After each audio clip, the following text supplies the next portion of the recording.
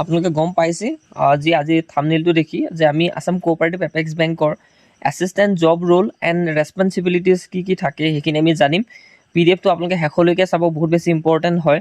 লগতে আমাৰ এপেক্স বেংকৰ এখন ই-বুক আপোনালোকৰ আগত সেইদিনা ৰিলিজ কৰাৰ কথা কৈছিলোঁ, যিখন আপোনালোকে দেখিব পাইছে, মই ইয়াতে দেখুৱাই দিছোঁ আপোনালোকক।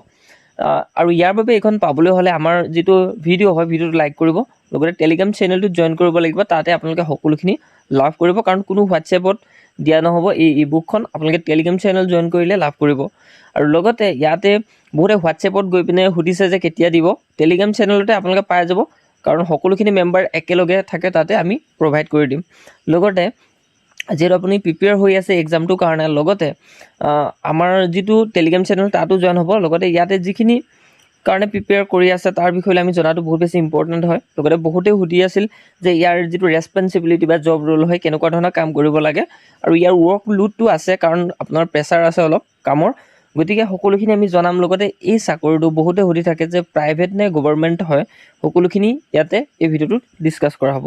চ' ফাইনেলি আপোনালোকৰ আগত আলোচনা কৰোঁ যিটো এছিষ্টেণ্ট মেইন ডিউটিজ কি হয়, এজন এছিষ্টেণ্ট হিচাপে কি কাম কৰিব লাগে। ফাৰ্ষ্ট কামটো হৈছে handling daily banking operation efficiently, আৰু 2 নম্বৰতে হৈছে assisting customers at counters and help desk, processing cash deposits and withdrawals, maintaining banking records and official documents, performing computer based data entry and transactions, আৰু supporting loan processing and account related activities, passbook updating, cheque verification and customer supports, assisting senior officers in branch office work, following banking regulations and internal procedures. লগতে required skill যিটো আমাৰ এক্সামৰ কাৰণে required skill, যিহেতু আমাৰ 6 মান্থছৰ এখন computer certificate প্ৰয়োজন আছে ইয়াত এলিজিবল হ'বৰ কাৰণে। চ' গতিকে ইয়াতে বেছিক কম্পিউটাৰ নলেজটো থকাটো বহুত বেছি ইম্পৰ্টেণ্ট হয়। আৰু 2 নম্বৰ যিটো ইম্পৰ্টেণ্ট কথাটো হৈছে communication and customer handling skills, আৰু এই যিটো মেইন টপিক হয়, মই বহুতৰ লগত জানি পিনে এইখিনি কথা লিখিলোঁ। ইয়াতে তেওঁ কৈছিলে যে কমিউনিকেশ্যন এণ্ড কাষ্টমাৰ হেণ্ডলিং স্কিলটো এই কাৰণে বহুত বেছি ইম্পৰ্টেণ্ট, আৰু এক্সামত এইকাৰণে ভাইভাৰ টপিকটো ৰখোৱা হৈছে যে আপোনাৰ কমিউনিকেশ্যন স্কিলটো কেনেকুৱা হয় বা কাষ্টমাৰৰ লগত কেনেধৰণে আপুনি বিহেভিয়াৰ কৰিব। গতিকে এইকাৰণে কমিউনিকেশ্যন এণ্ড যিটো কাষ্টমাৰ হেণ্ডলিং হয় এই স্কিলটো ইয়াতে বহুত বেছি প্ৰয়োজনীয় হয়, সেইকাৰণে ভাইভাটো এড কৰিছে এক্সামটোত। লগতে accuracy in calculation and record maintenance, অৰ্থাৎ আপোনালোকৰ ইয়াতে কেলকুলেশ্যন লগতে ৰেকৰ্ড মেইনটেনেঞ্চৰ ওপৰত বহুত বেছি গুৰুত্বপূৰ্ণ হয়। আৰু লগতে team work and professional behaviour, চাকৰিত বিহেভিয়াৰটো বহুত বেছি ইম্পৰ্টেণ্ট হয়। আপুনি কেনেধৰণে ডিল কৰে এজন কাষ্টমাৰক, লগতে টিম ৱৰ্ক হিচাপে কেনেধৰণে আপুনি ৰেছপনচিবিলিটি লয় সেইখিনিৰ ওপৰত বহুত বেছি ইম্পৰ্টেণ্ট। গতিকে ভাইভাৰ ক্ষেত্ৰতো আপোনালোকে এই ৰিকুৱাৰ্ড স্কিল কেইটাৰ ওপৰতে বহুত বেছি আপোনালোকে নিজে অলপ অভিজ্ঞতা লৈ পিনে যাব লাগিব যদি আপুনি এই এক্সামটোত পাছ কৰে। লগতে ৱৰ্ক এনভাইৰনমেণ্ট কেনেকুৱা হয়, the assistant role is generally office based within bank branches, employees work with customers, banking software, financial documents and daily banking operation during official working hours. এইখিনি হৈছিলে ইয়াৰ যিখিনি মেইন ইম্পৰ্টেণ্ট হিচাপে ইয়াৰ যিবিলাক এই চাকৰিটোৰ কাম হয় এইখিনি আছিলে। লগতে বিশেষকৈ প্ৰমোশ্যনৰ কথাটো আমি ইয়াতে আলোচনা নকৰোঁ, কাৰণ ইয়াতে আৰু এটা কথা সুধিছিলে যে এই চাকৰিটো যিহেতু আমি প্ৰিপেয়াৰ কৰি আছোঁ প্ৰাইভেট চাকৰি নেকি, এনেধৰণে বহুতে সুধিছিল। এই চাকৰিটো ছেমি গভৰ্ণমেণ্ট হয়, গতিকে আপোনালোকে গভৰ্ণমেণ্টৰ নিচিনা ইয়াৰ ফেচিলিটি লাভ কৰিব। আৰু এজনে সুধিছিলে যে 8 পে কমিশ্যন ইয়াত লাগিবনে।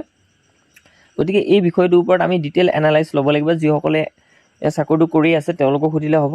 মই ভাবোঁ 8 পে কমিশ্যনটোৰ বিষয় লৈ ইমান ইয়াতে আমি ধাৰণাটো লোৱাটো শুদ্ধ নহ'ব, কাৰণ লগতে এই চাকৰিটোৰ যিটো চেলাৰী হয় বহুত বেছি ভাল হয়।